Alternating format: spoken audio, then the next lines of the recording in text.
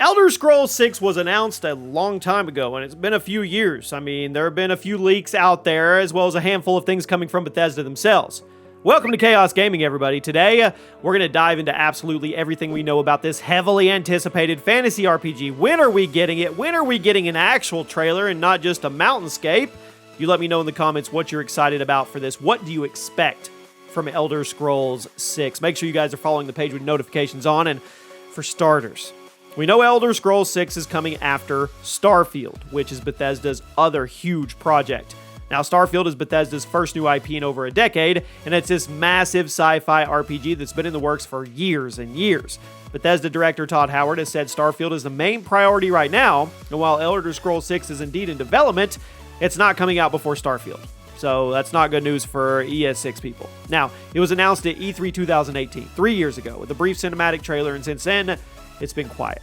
Recent reports are suggesting that Starfield could be coming in late 2021, but that was also before the pandemic, which means Elder Scrolls 6 is still a few years away. But don't get bummed out.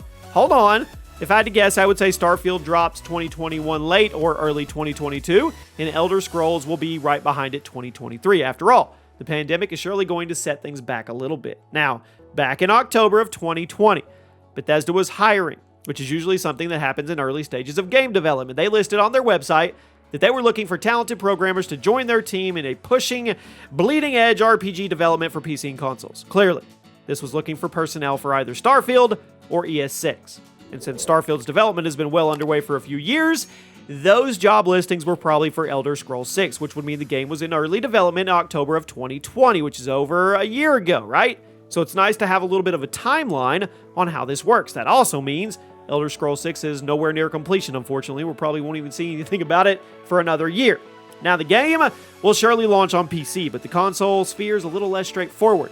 Many of you know, Microsoft actually bought Bethesda a while back, so I wouldn't be shocked if the game was actually exclusive to Xbox Series X or maybe a timed exclusive.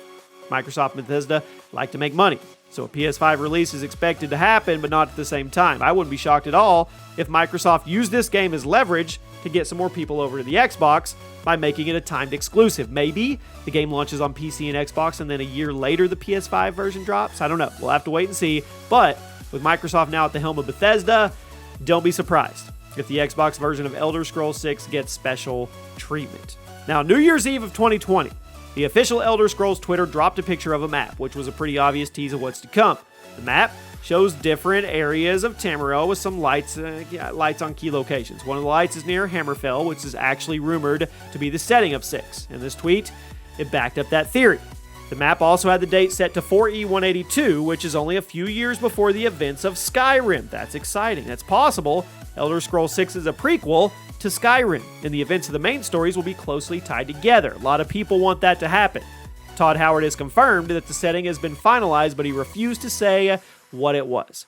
Right now, all the arrows have pointed to Hammerfell, although to be fair, there's not a lot of arrows out there yet. Now, one of the main things that people are worried about is the engine. Bethesda's in-house engine is painfully outdated. It's seriously showing with Fallout 4 and Fallout 76. A lot of players were concerned that ES6 would be built on this outdated piece of software, but apparently that's not the case, so don't worry. Since the announcement of the game, Bethesda has confirmed they are completely redoing their in-house engine for ES6. So, it's not a totally new engine, Call of Duty, but it's definitely going to be a step up and over what they're used to, like with the Fallout games. According to Todd Howard again, the overhaul of their engine is actually part of the reason why both Starfield and ES6 are taking so long. Apparently, the transition to the new version of the engine is taking longer than they would have liked. I'm okay. Stay in the oven and get it right. Now, Elder Scrolls 6 didn't appear at E3 2019. Bethesda did show off some techniques the team is using, such as Photogrammetry, but for those who don't know, that's a technique DICE used to make Star Wars Battlefront games so incredibly realistic, and they're using it for ES6.